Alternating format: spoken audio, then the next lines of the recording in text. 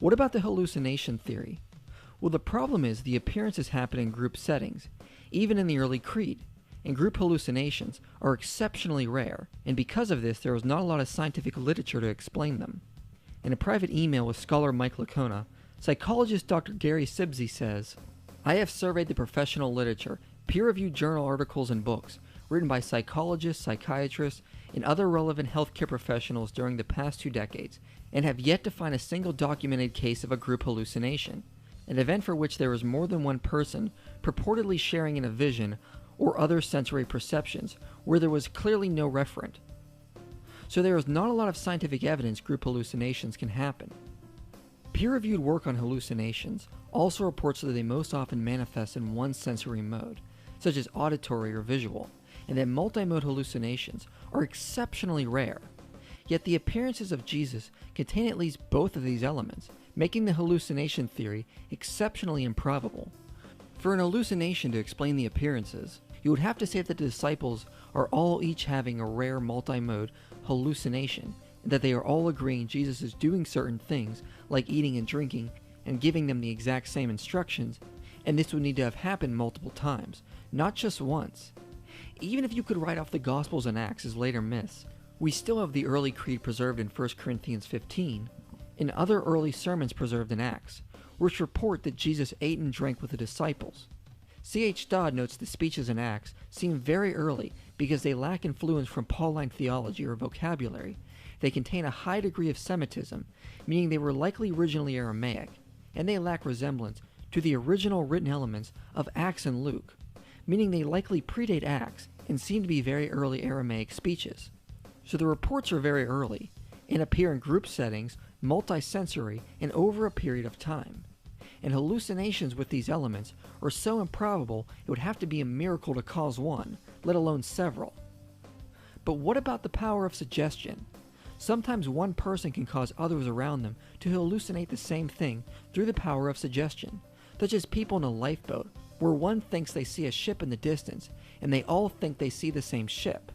In Anomalistic Psychology, a study of extraordinary phenomena of behavior and experience, authors Zusay and Jones write some of the very little literature on group hallucinations, and theorize that if there is an expectation, emotional excitement, and people having been informed beforehand, then a group hallucination may be possible.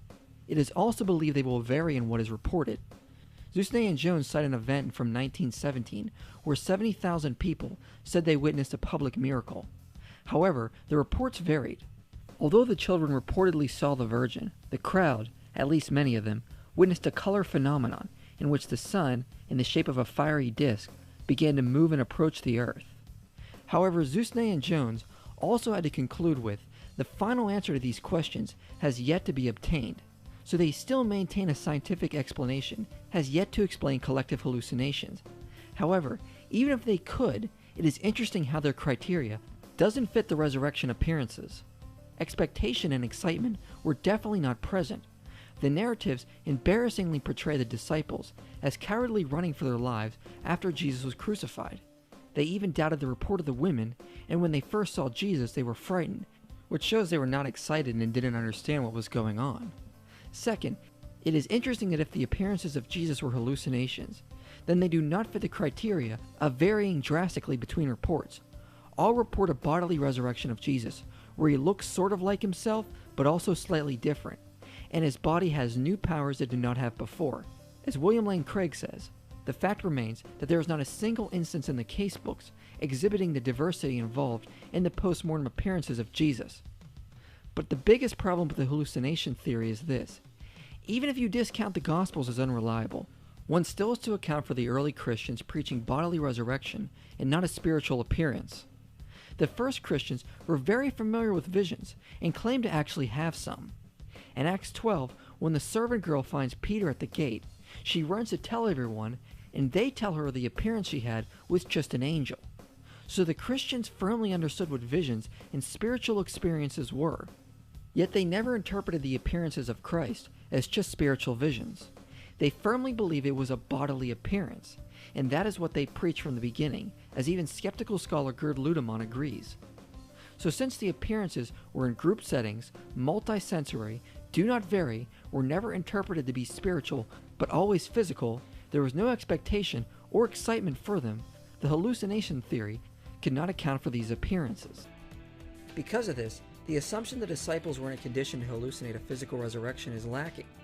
Even if Peter was grief-stricken and convinced the others to partake in his hallucination, there would be little reason to think all would hallucinate and experience the same thing, let alone infer a physical resurrection.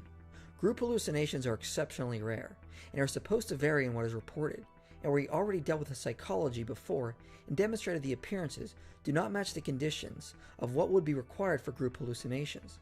So the same conditions apply as before. As Dale Allison says, one person can hallucinate, but 12 at the same time, and dozens over an extended period of time? These are legitimate questions, and waving a magic wand of mass hysteria will not make them vanish. So, as we've already explained, hallucinations cannot explain these appearances without lacking plausibility.